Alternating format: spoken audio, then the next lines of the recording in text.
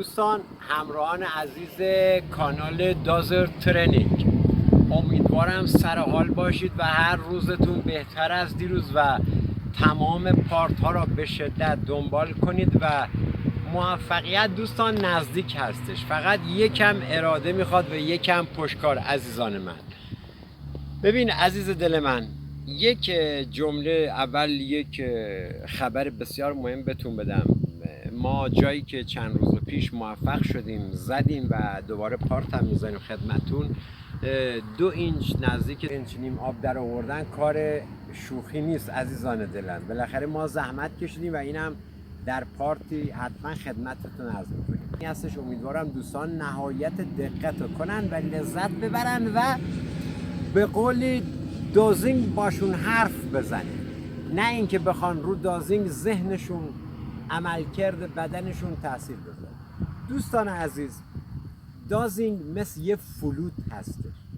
یه فلوتی الان بدن دست من یا یه ساکسیفون بدن دست من، شاید ناهنجارترین صدا رو من بتونم در بیارم، ولی بدن به کسی که متخصصش هست روح و جان انسان رو می‌نوازه و لذت میبره دوستان از این هنری که داره و روح و جان آدم ها رو نوازش میکنه. عزیزان پس دقت کنید، هر چیزی تمرین میخواد، بخصوص سیستم دازینگی که دیگه مثل صداش چندین 200 سال 300 سال تو کل جهان در اومده و الان دیگه پیشرفت‌های زیادی هم حاصل شده میارن. امیدوارم دوستان درک کنید. دوستان عزیز، میریم رو بحث اصلی. 2 تا بحث ما امروز داریم. یکی از بحث های مهم ما دوستان، اگه دقت کرده باشیم، ما الان بغل یک قلعه باستانی هستیم، آثار به جای مونده از قلعه چند هزار ساله که تمدن‌های مختلفی رو از سر گذرونده. عزیزان من خدمتتون عرض کنم، بحث این که مثلا آقا یه محیطی هست، ما دوستان سوال کردن محیط پر خاکه یا اصلا سازه خاک درونش نیست ولی اتاقکی هست بدون ریزش. دوستان عزیز، در چنین مواقعی عزیزان من دوستان عزیز، وقتی شما به یک سازه، ما میریم یه سازه جلوتر نشونتون میدیم ولی اینجا مجبوریم آموزشی یه چیزی به شما بگیم تا بریم اون سازه.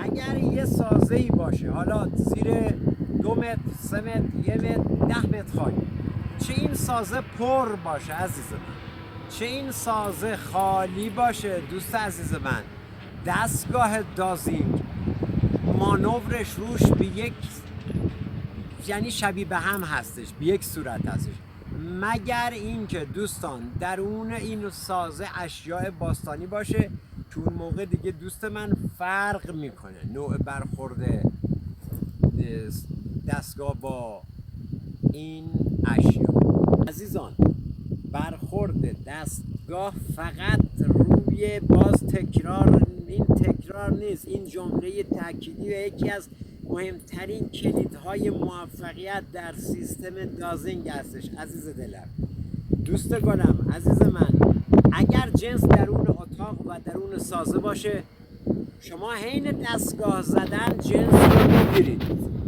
سازه هم تشخیص میدید، ولی چنانچه دوست عزیز من، چنانچه سازه خالی باشه، حالا چه سازه 1 تن خاک درونش ریخته شده طی گذشته سالیان و هزاران سال، شاید هم نه سالم مونده باشه ولی جنس نداره و خالی هستش.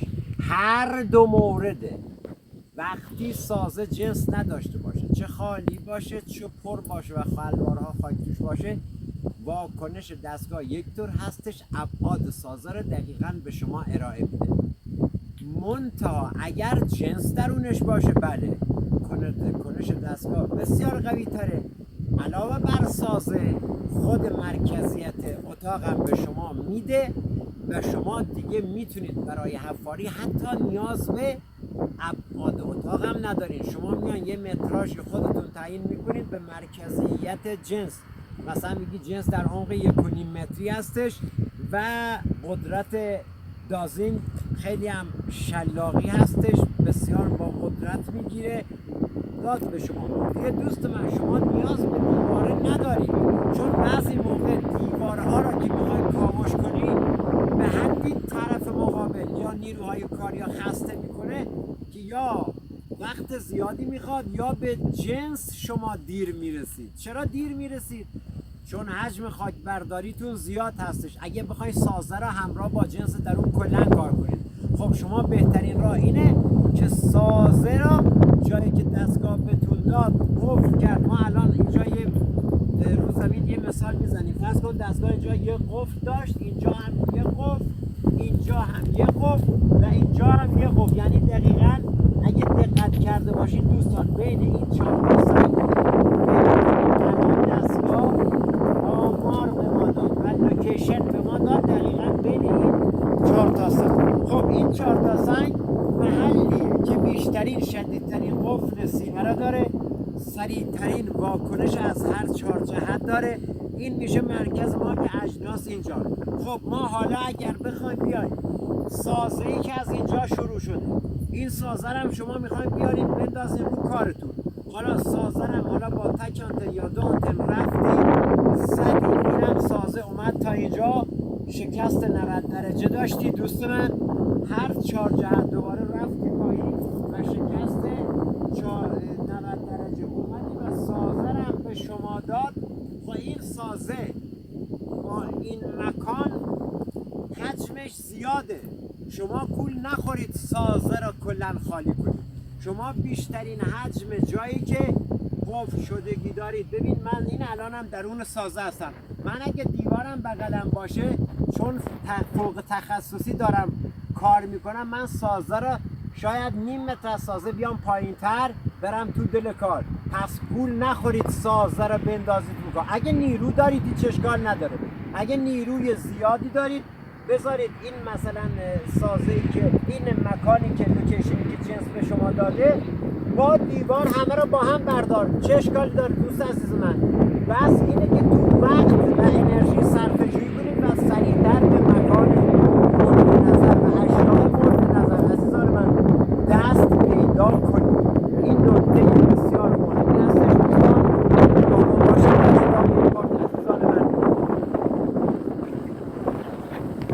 درود دوستان، مجدد خدمتتون هستیم. عزیزان بدون دخالت آگاهانه باید انتظار داشت دوزینگ واکنش 100% نشون بده. ببین عزیزم، یعنی باید هیچیتون رو دستگاه اثر نذاره. دوست عزیز من یه موضوع دیگه هم که دارم خدمتتون عرض میکنم عزیزم، اصلا شما وقتی حفاری میکنید تا به اشیا برسید به هیچ عنوان وقتی حد و مرزتون مشخص شد دوزینگ منطقه به شما داد به هیچ عنوان دایره کار نکنید، چون وقتی به صورت دایره شما حفاری میکنید 100% خطا ایجاد میشه و از بغل خیلی از جنس ها شما رد میشین. دوست عزیز من این نکته خیلی مهمی هستش، یا مستطیل یا مربع. طبق لوکیشنی که دستگاه دازینگ به شما میده شما یا مربع کار کن یا مستطیل. عزیز دل من این نکته مهمی هستش دوست من.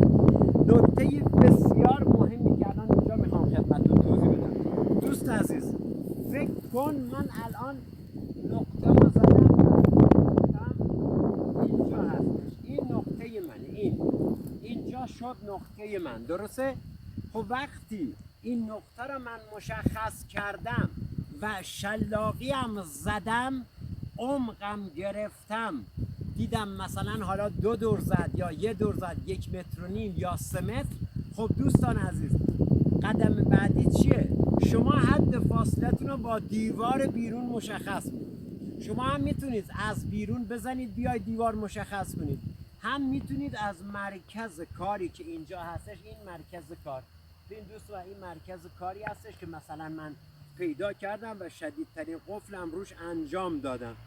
خب عزیز من وقتی حدت کار من اینجا هست، من میام همینطوری رو قفل سینه حرکت میکنم تا تبدیل به ضربه در بشه.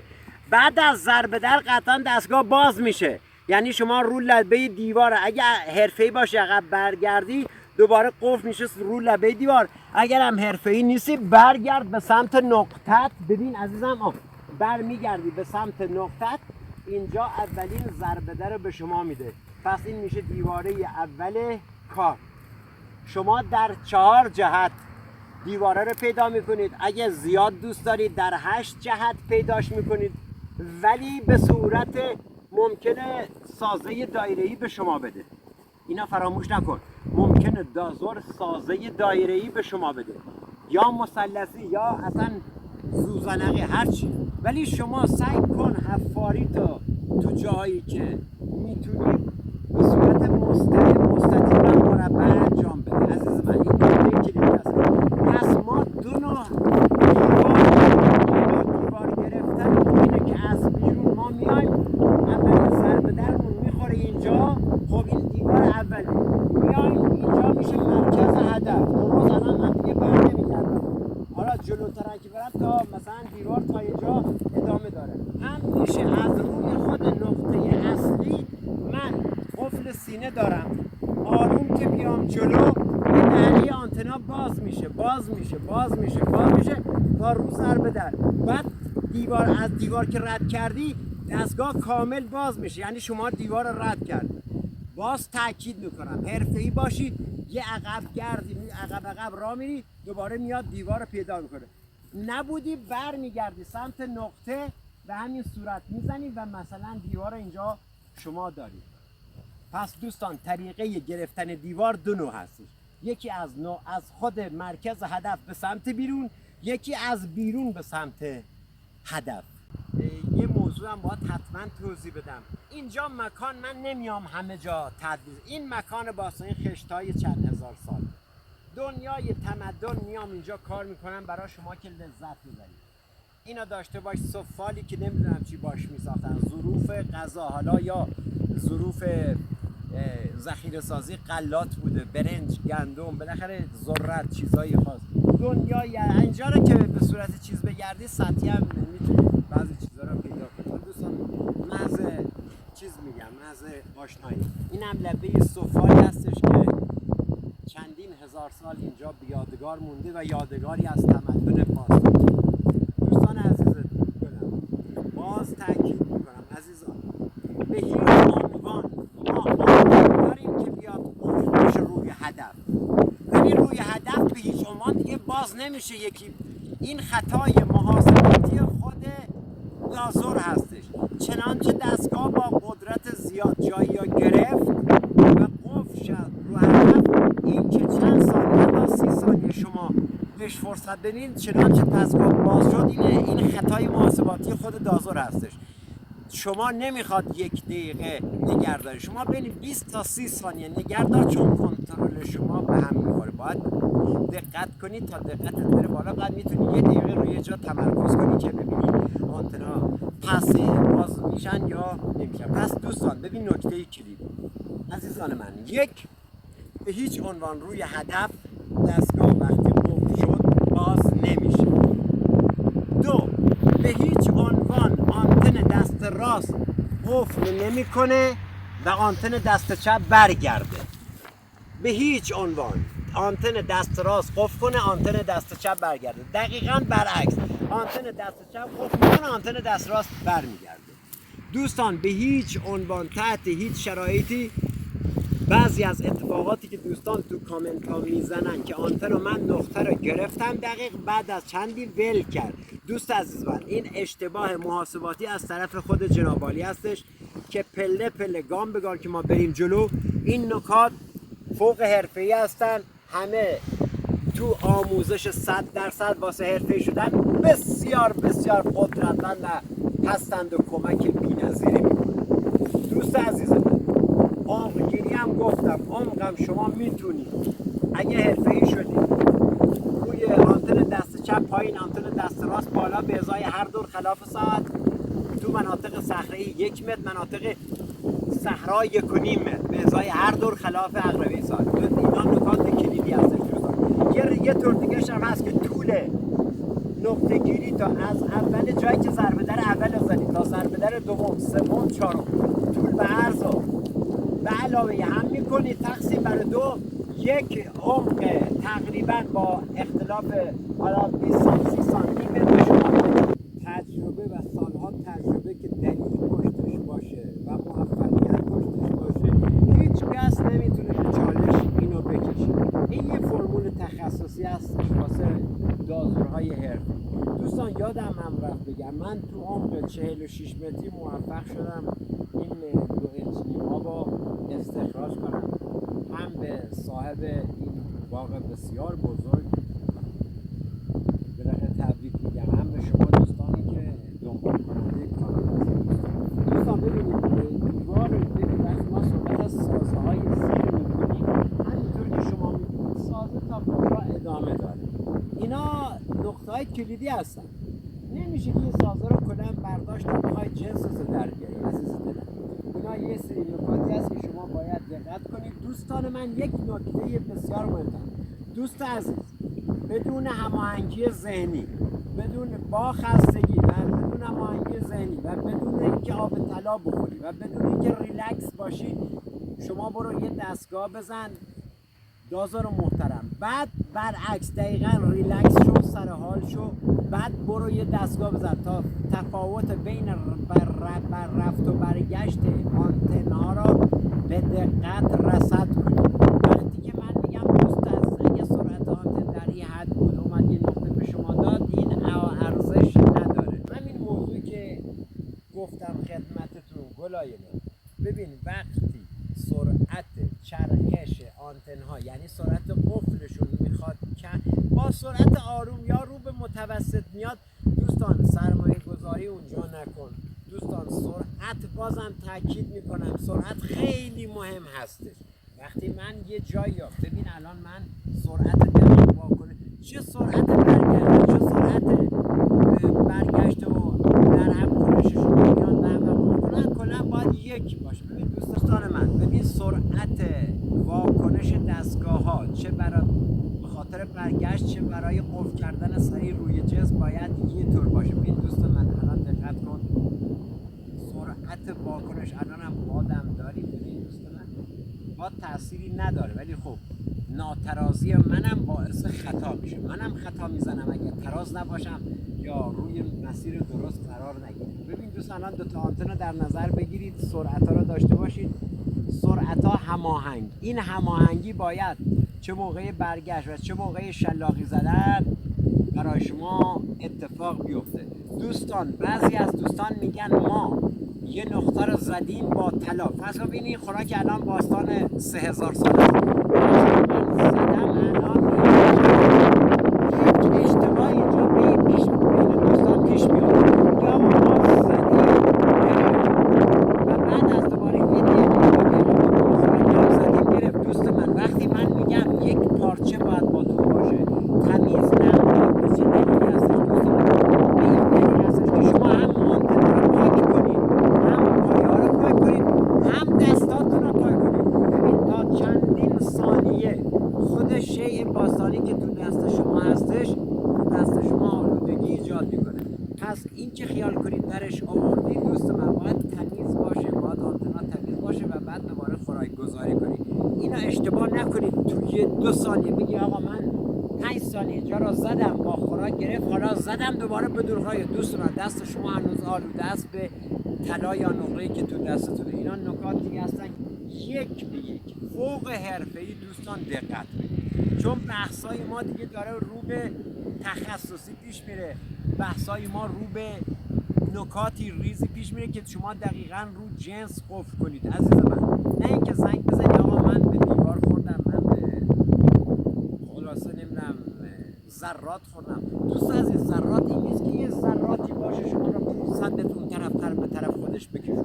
وقتی شما از فاصله ببین شما از فاصله 200 متری زدی یا 500 متری دستگاه اینطور وایساد، دوست من این ذرات نیست که شما رو داره میکشونه طرف خودش. این یک میدانیه که شعاع 10 در 10 مترش از زیر داره اشعه باستانی انرژی ساطع میکنه بیرون و شما این انرژی که روی سطح هست رو دنبال میکنید. پس اینو نکته رو داشته باش. تحت هیچ عنوان اگر یه شعاع 100 متری به شما داد و طبق دهن آنتن فهمیدید تو 100 متری هستید، دوست من این به هیچ عنوان ذرات نیست. سرعت واکنش دستگاه، ببین الان من روبرو دوست فیلم بردارم هستم، دوتا آنتنم دقیق میخوام چیز، من الان حرکتم با دست عمدیه. اگه سرعت در این حد باشه شما اشکال دارید دوست من، اگه سرعت در این حد باشه بازم اشکاله. دوستان جایی که میگیره سرعت در این حده، ببین هر دو آنتن شلاقی میان به هم، یعنی خودت تشخیص میدی که سرعت واقعا تنده. هرچی سرعت بیشتر باشه، سریعتر باشه، شما هدفتون بیشتره. حجم فلزاتی هم که زیر هستش زدید، از جایی که قفل سینه است تا جایی که قفل سینه باز میشه، شما قبل از کاوش میتونید حدس بزنید که با چه حجمی در زیر درگیر هستید دوستان. پس دوستان عزیز، ذرات، قنات‌های خالی، چاهای خالی، حفره‌های خالی، سازه‌های خالی شما را به اشتباه نندازه. هیچ سازه، هیچ گونه ذرات و هیچ چیزی با این سرعت شما را نمیگیره. دوستان من هیچ گونه، بازم عرض میکنم خدمتتون، در فاصله های بسیار حالا دور یا فاصله کمش ما حساب کنیم 100 به 150 متر، تحت هیچ شرایطی یه نمیدونم ذرات باشه، حفره باشه، شما را جذب نمیکنه. سرعت بالاست که شما باید دنبالش برید و به دل هدف هم زدید، به دل هدف هم زدید سریع متلاشیش کنید و اون چیزی که لیاقتش دارید بهش میرسید. دوست عزیز من، وقت هدر دادن تو دنیای دازینگ نیستش، سرمایه الکی هدر دادن تو دنیای دازینگ جایی نداره. دازینگ با این سادگی قدرتمندترین نیروها پشتش پنهونه که راحت شما را به یک هدف بسیار سنگین میرسونه. دوست من اینا همه هدف آموزش دوستان. اگر من بخوام کلیپ بذارم که این شیء در آوردم، فرض کن باید به من جایزه اسکار بدن دوستان. حالا نمیگم توی فیلم کوتاه 10-15 دقیقه باید به بنده جایزه اسکار بدن که چطور تونستم تو این عمق و تو این طول تونستم به هدف برسم. عزیزان من، خواهشم ازتون اینه دنبال نقاط فکر، چاله ها، سازه های سنگی بدون بار، قنات های فاقد جنس، چاها، اینا دنیای یا ذراتی که رو زبون دوستان جاری هستش که من اعتقادی ندارم. دوستان سرعت دستگاه رو اونا کند هستش عزیز من، اینم یک فرمول میلیون دلاری. سرعت واکنش آنتن رو این مکانها ضعیف هستش، رو به ضعیفی یا یه ذره رو به متوسط. دوست من، برخورده جفت آنتن به نقاط باستانی در هر طولی که باشه بیشترین سرعت رو به شما میده و شما همینجا که راه میفتید تا نقطتون رو پیدا میکنید ذهنتون آباد است که شما به دل هدف زدید و یک شیء اوکی شده و بدون کوچکترین آسیب اون زیر خوابیده. حالا نه یک شی، 100 شی، 10 شی، 3 شی، 2 شی، بالاخره اینا رو تجربه و آزمون و خطا به دست میارید. یه مبحثی هم در ادامه داریم، مبحث قلعه های باستانی که چطوری ما یه قلعه باستانی ها دستگاه بزنیم. قلعه ها چون زیر بناهای زیادی دارن شما باید ازشون فاصله بگیرید دوستان. این یه نکته کلیدی هست دوستان. این نکات جایی نه جایی ثبت شدن، نه جایی کپی برداری شدن، نه اصلا جایی موجود هست که کسی بخواد بره مطالعه کنه. دوست عزیز من، شما باید فاصله تون رو از قلعه باستانی دور کنید. ببینید زیر بنای قلعه از دقیقاً از غرب که ما شروع کنیم میاد میاد میاد تا شمال غربی. اینقدر این قلعه بزرگه. به خاطر بزرگی شما دوستان عزیز باید فاصله بگیرید. فاصله که گرفتید تقسیمش میکنید 3 بار، سمت چپ، سمت وسط، سمت راست، یعنی تقسیم بر 3 میکنید این قلعه رو با فاصله که با خودتون تنظیم میکنید. مثل یه دوربین شکاری که شما زوم میکنید بالاخره تا رو هدف متمرکز بشید. شما باید طوری باشید که بتونید دقیقاً میدون کاری تا زیر نظر داشته باشید. دقیق همین فرمولی که میگم، از قلعه فاصله میگیری طوری که بتونی 3 تا آنتن بهش بزنی، نه اینقدر دوری که یه آنتن بخوره نه اینقدر نزدیکی که بشه 20 تا آنتن زد. طوری حرکت میکنید با توجه به ابعاد قلعه که قلعه رو 3 آنتن بزنید، سمت چپ، وسط، سمت راست. اینطور که مشاهده میکنید هر جایی سفالای لعابداری هم توی تمدنی دیدید، حالا سفالا دیگه فرق نمیکنه، ولی لعاب نشانه ای از ثروت و قدرت مالی اون قوم بوده که این سفالا رو از دو طرف لعاب میدادن. این هم نکته هستش دوستان که ببین دوست من الان دقیق فاصله ما از خود قلعه حساب کردم. من الان یک دستگاه رو به قسمت سمت چپ قلعه میزنم.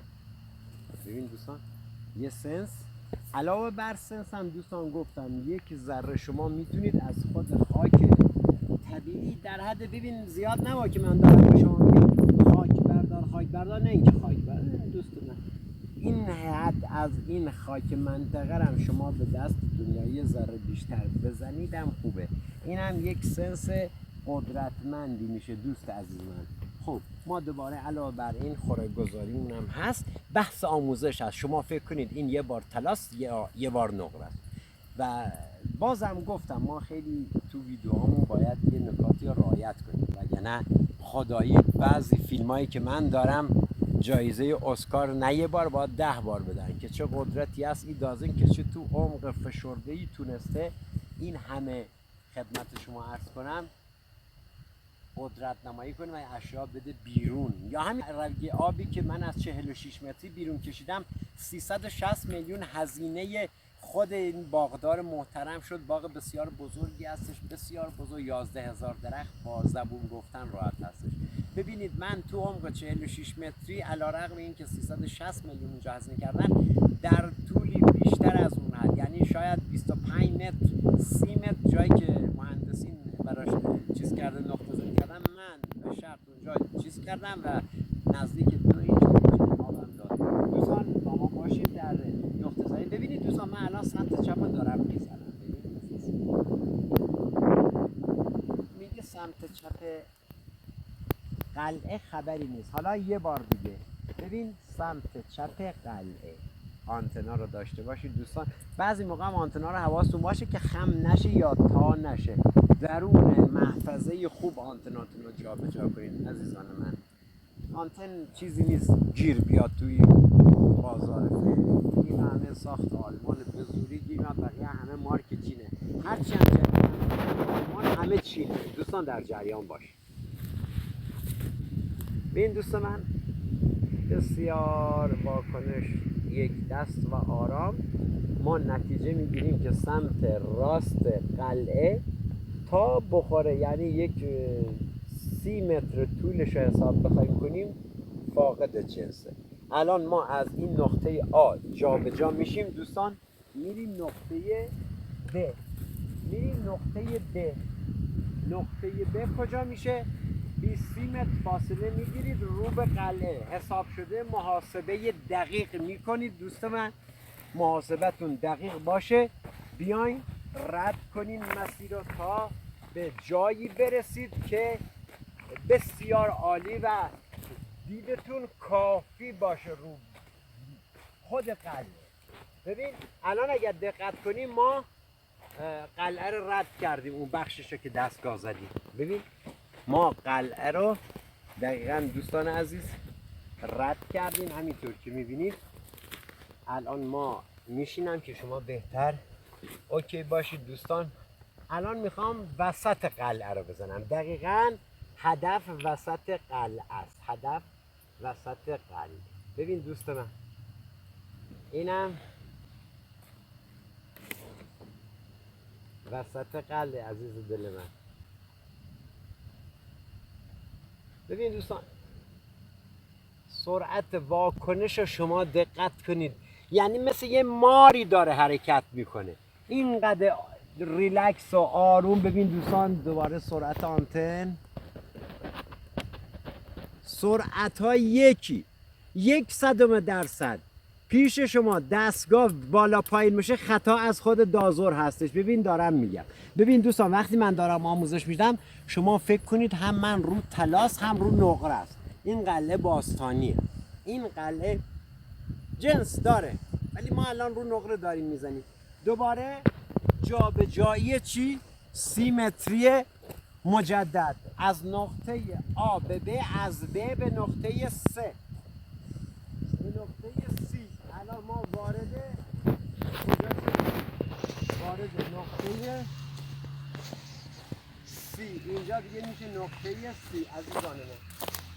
این نقطه C ما اینجا میشه انتهای قلعه. اگرم حالا دقت کنید با این فیلمبرداری فوق حرفه‌ای متوجه میشید که الان ما کل ابعاد قلعه الان دقیقاً در سمت راست قلعه هستیم. ما چپ جنسی بهمون نداد رو خوراک نقره، وسط بهمون نداد، اومدیم رو قسمت راست تپه. ببین دوست من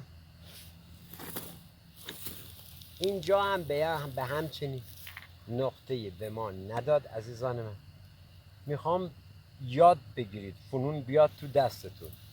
این محدوده قلعه چیزی به ما نداد.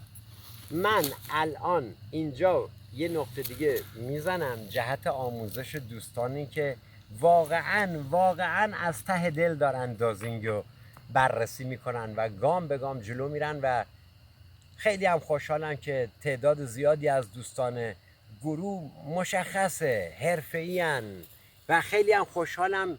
یعنی 100% دنبال کنندگان آدمای متمدن و فوق حرفه‌ای هستن. خداییش میشه یعنی درک کرد که اینا دلشون میخواد مسیر ترقی رو زود طی کنن. من هم خوشحالم برای چنین آدمای متمدنی کوچکترین زحمت رو بکشم و تحویل شدم.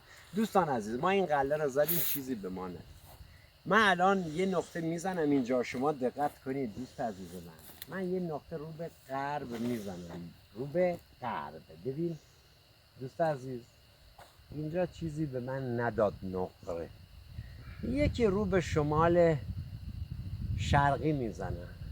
ببین دوستان همینا اینجا سرعت آنتن رو بررسی کنید. این سرعت آنتن رو ببین دوست من، سرعت آنتن رو ببین دوست من، ببین دوباره دوست من. اینا میگن سرعت متوسط یا رو به پایین. ببین یه نقطه به من داد. اگه فاصله رو دقت کنید با توجه به دهنه آنتن ببین من متوجه میشم که درختی که کهنسال روبرومونه نزدیک درخت کهنساله. حتی میتونم حدس بزنم از این فاصله که سمت تقریبا زیر درخت هستش، سمت راست درخت هستش، نه جایی. در این فاصله من میتونم تشخیص بدم. حالا 3 برابر این 4 برابر این فاصله برای من مهم نیست، تشخیص میدم. پس دوستان من یه ردی اونجا بهم داد ولی این ردی نیست که من بخوام روش سرمایه گذاری کنم. رد ضعیف رو به متوسط هست. اگر دقت کرده باشین ببین دوست من دوباره نشون میدن. ببین دوست من اینا نقاط درجه 2 حساب میشه. بکن اشکال نداره ولی نقاط درجه 2 هستن. ببین درجه 1 چنانچه سرعت دازینگ من. ببین دقیقا سرعت دازینگ اینجا محاسبه کنیم طبق واکنش آنتنا. اگه سرعت واکنش آنتنای من 2 برابر یا 3 برابر این حالت بشه، ببین عزیزم ببین گرفت به من داد. الان من با چند ثانیه صبر کنم تا نقطه فیک رو به من رد کنه و نقطه اصلی رو بده. الان من رو نقطه اصلی زوم کردم ولی سرعت واکنش آنتن هم وقتی اومد به هم دوستان ضعیف هستش، رو به متوسط هست و برای منی که میخوام سرمایه گذاری وقتی مالی انجام بدم مناسب نیست و میره جز نقطه های درجه 2 درجه 3. دوستان عزیز همینطور که مشاهده میکنید در این قلعه سنگ‌های تراش خورده دایره‌ای، یعنی به حدی زیبا تراش خورده. دقت کنید اینم دازینگ رو میذارم روشون که ابعادش دستتون بیاد. چقدر جالب اینا رو تراش دادن. حالا به چه دلیل بعد بیان استفاده کنن مشخص نیست ولی بسیار بسیار زیبا روشون کار شده. خدمت شما عرض کنم این یکیش هست دوست من. اگه دقت کنی یعنی دقیقاً پای این مکان باستانی. یه سنگ دیگه هم اینجا هست، حالا اینا دو تا با هم هست. به چه دلیل؟ حتی سنگ های ایتو رو دوستان ممکن هست یه جاسازی توشون باشه. شما باید اینو به عنوان یه نقطه حساب کنید. چه کار میکنید؟ زانو میزنید، دقیقاً زانو میزنید بغل خود سنگ و خدمت شما عرض کنم یک دستگاه میده ولی با دو خوراک. ببین رد بزن، این نقره توش نیست. شما فکر کنید یه طلا هم الان بشنید، همین سنگم دوباره همینطور به صورت خیلی راحت میشید کنارش یه آنتن میزنی، ولی گفتم با رو خوراک طلا و رو خوراک نور. الان دوستان تشریف بیارن بازم جلوتر اینجا